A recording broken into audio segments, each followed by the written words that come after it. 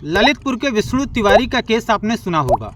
विष्णु तिवारी पर एफआईआर दर्ज किया गया था SC/ST एक्ट में, जिन्हें वर्ष 2001 में सज़ा सुना दी गई। 20 साल तक वो जेल में रहे। 20 साल बाद वो कोर्ट से बरी हुए। 20 साल तक जेल में रहने के दौरान उनके माता पिता का हार्ट अटैक में मृत्यु हो गई। उनके 2 भाई की मृत्यु हो गई। 20 साल बाद जब वो घर छूट के आए विष्णु तिवारी, उनसे पूछा गया कि आप क्या चाहते हैं, तो उन्होंने यही कहा कि हमारी जवानी वापस कर दी जाए और हमारे परिवार को हमें वापस दिला दिया जाए। उनके अपने जो थे साथ छोड़कर चले गए। क्यों चले गए? क्योंकि वो झूठे SC/ST के मुकदमे में जेल में थे 20 साल तक। पता चला घर वालों की अटैक से मतलब मौत हो गई, 2 भाई मर गए, माँ बाप खत्म हो गए, तो हम इस तरीके से फिर मानसिक तनाव में टेंशन में रहने लग गए। कुछ नहीं हमारा। मैं बात करने जा रहा हूँ आज UGC का जो नया नियम आया है। सवर्ण बच्चों के गले की वो फांस बना हुआ है, निश्चित तौर पे बनेगा, क्योंकि कानून का दुरुपयोग होता है। मैंने जैसा कि आपको बताया, आपने सुना भी होगा कि विष्णु तिवारी किस तरह से उनके साथ अन्याय हुआ। न्याय मिला, 20 साल बाद मिला, वो बरी हुए। लेकिन ऐसे न्याय का कोई मतलब नहीं होता जो न्याय देरी से मिले। Justice delay justice deny. तो जो ये UGC यूनिवर्सिटी ग्रांट कमीशन बना है, इसका जो नया नियम आया है, ये नियम बहुत ही खतरनाक है। सोशल मीडिया पे बहुत सारे लोग लिख रहे हैं। मैंने तो ये भी देखा है कि एक व्यक्ति ने लिखा था कि ये सवर्णों का नरसंहार है। मतलब कितना कठोर शब्द है ये। बहुत आसान लग रहा है बोलना, लेकिन बहुत ही ये कठोर शब्द है। कोई व्यक्ति अगर झूठा शिकायत करता है और झूठी शिकायत करने के बाद अगर वो पाया जाता है कि नहीं वो व्यक्ति सही है, उसने झूठी ही शिकायत किया था, तो उस पर कुछ नहीं होगा। क्यों नहीं होगा? ये बात झूठी शिकायत स्वीकार क्यों होगी? झूठी शिकायत करने वाले के खिलाफ कार्रवाई क्यों नहीं होगी?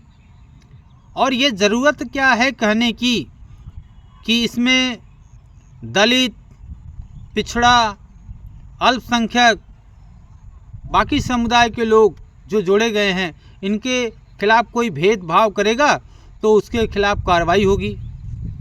ज़रूरत क्या इसको कहने की? बल्कि ये कहते ज़्यादा बेटर होता कि किसी के साथ यूनिवर्सिटी और कॉलेज कैंपस में कोई भेदभाव नहीं होगा, और भेदभाव अगर कोई करेगा तो उसके खिलाफ कार्रवाई होगी। लेकिन यहाँ तो एक एक्सप्रेस वे की तरह खोल दिया गया है कि भैया आप जाओ सीधा, कोई अवरोध नहीं है, कोई ब्रेकर नहीं है। ब्रेकर होता, ब्रेकर मीन्स ये कि अगर ये होता कि अगर झूठी शिकायत कोई करेगा तो उसके खिलाफ भी कार्रवाइयाँ होंगी। लेकिन नहीं, शिकायत कर दिया, शिकायत सही पाई गई या किसी भी कारण से उसे सही ठहरा दिया गया उसकी शिकायत को, और उस व्यक्ति को गलत ठहरा दिया गया, उसके खिलाफ कार्रवाई होगी। उस बच्चे के खिलाफ, उस सवर्ण बच्चे के खिलाफ, उसका कैरियर बर्बाद होगा। तो अभी तो SC/ST एक्ट से लोग परेशान थे, आम आदमी परेशान था, लेकिन अब कॉलेज में बच्चे का कैरियर भी बर्बाद होगा और उसका कुछ नहीं होगा जो झूठी शिकायत करता है। झूठी शिकायत करना किया अगर, और वो अगर जांच में ये आता है कि नहीं इसके साथ कुछ ऐसा नहीं हुआ है, भेदभाव नहीं हुआ है, तो कुछ नहीं होगा। शिकायत करिए, और अगर गलत भी हो गई तो पान खाइए, मुस्कुराइए, आगे बढ़िए। ये तो अच्छी बात नहीं है। ये कह देते कि भैया किसी के साथ भी कोई भेदभाव नहीं होगा। ये बोलने में क्या जाता है कि सबको न्याय मिलेगा।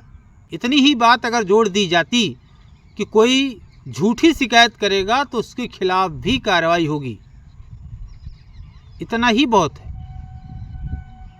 ये तो कहिए कि सबको न्याय मिलेगा। जहाँ समानता की बात होती है वहाँ सबको न्याय मिलेगा, ये बोलने में क्या दिक्कत है? 90 बिरादरी, 60 धर्म, ये बोलने की ज़रूरत क्या है? कहिए ना कि सबको न्याय मिलेगा और जो झूठी शिकायत करेगा उसके खिलाफ भी कार्रवाई होगी। तो ये एक गले की फांसी है सामान्य वर्ग के लिए। तो शिक्षा के मंदिर में जहाँ पढ़ाना है, वहाँ इस तरह का माहौल कि कोई जाल फेंक रहा है, कोई जाल से बच रहा है, कोई जाल फेंकने के चक्कर में है और कोई बाप रे बाप उस जाल से बचने के चक्कर में है। इसी में पूरा समय बीत जाएगा, वो पढ़ेगा क्या। और ये जो कानून है यूजीसी का, जो नया नियम आया है, ये नया नियम कोई पार्लियामेंट से पास नहीं है। ये पार्लियामेंट से पास ना होते हुए भी, लोकसभा राज्यसभा से पास ना होते हुए भी ये कानून की तरह ही है और ये लागू कराया जाएगा। यूनिवर्सिटी कॉलेज का जो उसकी कमेटी होगी उसकी जांच करेगी और जांच में पाए जाने पर बच्चों के करियर बर्बाद होने की संभावना है, उन्हें जेल जाना पड़ सकता है, उन्हें बहुत सारे तकलीफ झेलनी पड़ेगी। सामान्य वर्ग में पैदा होना ही उनके लिए खतरनाक है इस यूजीसी के नए नियम के अनुसार। और आप जानते हैं कि इस देश में कानून का जितना ज़्यादा दुरुपयोग होता है, मैंने नहीं देखा है ना सुना है कि किसी और देश में इस कानूनों का दुरुपयोग होता हो। निश्चित तौर पे कानून का दुरुपयोग होता है। कायदे से देखा जाए तो पार्लियामेंट में इस पर बहस होनी चाहिए और कानून लाना चाहिए कि झूठे अपराध को, झूठी शिकायत को, झूठे एफआईआर को गंभीर अपराध घोषित कर देना चाहिए। इस पर कानून लाना चाहिए कि ये गंभीर अपराध होगा कि कोई व्यक्ति किसी के विरुद्ध झूठी शिकायत करता है तो कठोर उसे दंड दिया जाएगा। जिस दिन ये लागू हो जाए, झूठा शिकायत, झूठी गवाही गंभीर अपराध बता दिया जाए, उस दिन लोग झूठी शिकायत करना बंद कर देंगे। कानून का खौफ तो पैदा करिए। जब तक कानून का खौफ नहीं होगा तब तक ना तो अपराधी डरेगा, ना ही झूठी शिकायत करने वाला झूठी शिकायत और झूठी गवाही बंद करेगा।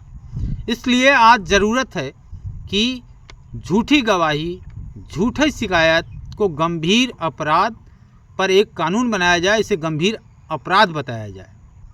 आज वैसे भी मुकदमों का बहुत सारा अंबार है, जस्टिस लोगों को नहीं मिल रहा है। आज ज़रूरत है जस्टिस विद इन ईयर की। झूठी गवाही, झूठी शिकायत को गंभीर अपराध बनाइए और मुकदमों को 1 साल के अंदर निपटाने की कोशिश करिए। इससे भ्रष्टाचार भी दूर होगा और मुकदमों का अंबार भी समाप्त होगा, लोगों को न्याय मिलेगा।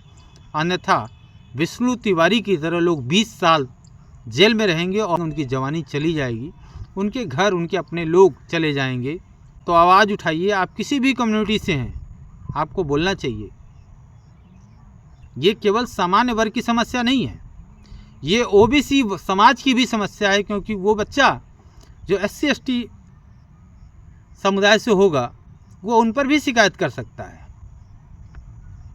अब तो सामान्य वर्ग के लिए बहुत बड़ी समस्या है कि सामान्य वर्ग का लड़का है या लड़की है और उसके खिलाफ कोई दलित समुदाय का लड़का, कोई ST या SC समुदाय का लड़का कहता है कि ये लड़की या ये लड़का, ये तो मुझे देखकर मुस्कुरा रही थी और अब जब से इसको ये पता हो गया है कि मैं इस बिरादरी से आता हूँ, तब से ये मुस्कुराना बंद कर दिया है, बोलना बंद कर दिया है।